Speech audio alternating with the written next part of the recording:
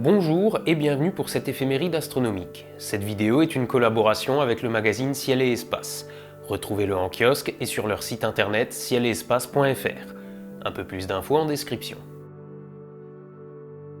Aujourd'hui, on va parler de la période du 18 au 24 mai 2020.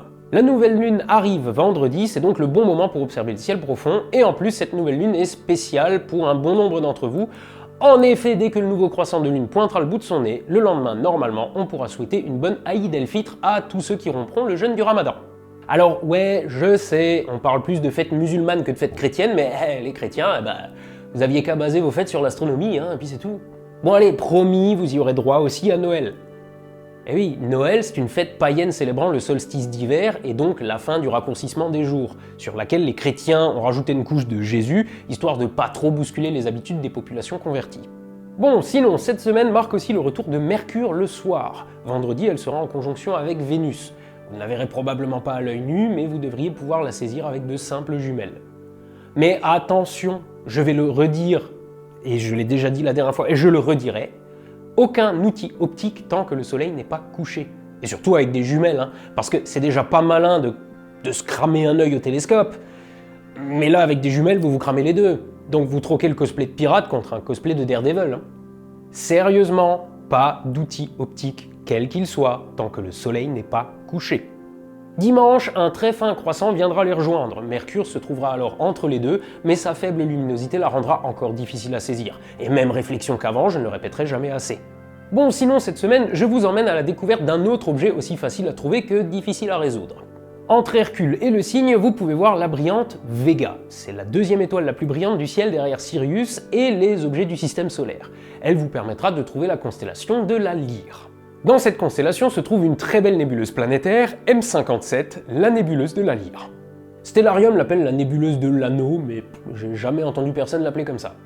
Elle est très petite et même si vous pourrez la voir dans un Newton 115-900, elle apparaîtra comme un minuscule anneau et il faudra une très grosse focale pour vraiment commencer à en résoudre les détails. On appelle les nébuleuses planétaires ainsi parce qu'elles sont rondes et au moment de leur découverte, certaines ont été confondues avec des planètes. Pas bien longtemps, puisque les planètes bougent et que la confusion s'élimine en quelques jours d'observation. Mais bon, le nom est resté. Ce nom prête souvent à confusion parce qu'elles n'ont absolument rien à voir avec des planètes. C'est ce qu'il reste d'une étoile de taille moyenne après qu'elle ait éjecté ses couches externes dans sa phase de géante rouge. Le petit machin qui reste ensuite au centre, c'est une naine blanche. Et ceci est ce qui attend le Soleil à la fin de sa vie. Bon, reparlons un petit peu de notre fil rouge. La comète Atlas se rapproche de son périhélice, qui veut dire qu'en toute logique, elle est de plus en plus proche du Soleil. Cette semaine, elle se trouve dans la constellation de Persée et se couche donc très tôt, peu après le coucher du Soleil. Son observation s'en trouve donc compliquée. Je l'ai déjà dit, mais je le redis, je tourne mes vidéos longtemps en avance. Sera-t-elle bien visible pour vous ou pas? Impossible pour moi, là tout de suite, de le dire. Terminons avec un anniversaire. Il y a 10 ans, la sonde japonaise Akatsuki décollait en direction de Vénus.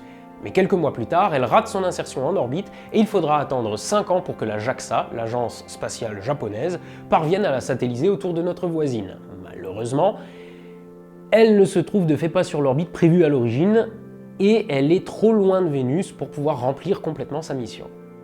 Voilà, c'est tout pour cette semaine. Je vous encourage vivement à jeter un petit coup d'œil à Ciel et Espace. Et n'oubliez pas que les t-shirts sont disponibles sur la page Spreadshirt. Tous les détails sont en description. Quant à moi, je vous dis à très bientôt et je vous laisse avec la recommandation de la semaine.